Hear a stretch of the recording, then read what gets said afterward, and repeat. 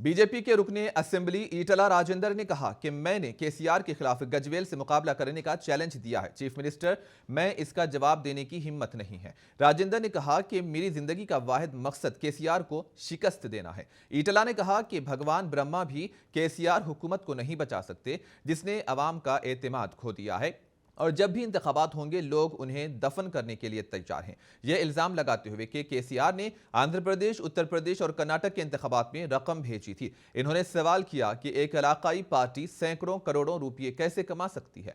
राजेंद्र ने कहा कि केसीआर ने मुझे हुजूराबाद से हराने की साजिश की। इन्होंने निशानदेही की है कि 40-50 साल पहले दी गई तफवीज करदा जमीनें छीनकर हुकूमत दलितों के साथ नाइंसाफी कर रही है। అక్కడికి పారిపోయినమాట నేను ఇప్పటికైనా నాకు కొంచెం సంస్కారం అడ్డం వస్తుంది.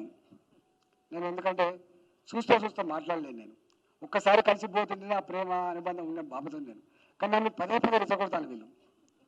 నేను ఎప్పుడు నా అంత నేను ఏమంటున్నా ప్రెస్ మీట్ పెట్టండి. అదే టీఆర్ఎస్ పార్టీలో నేను ఒక 20 ఏళ్ళు ఉన్నా.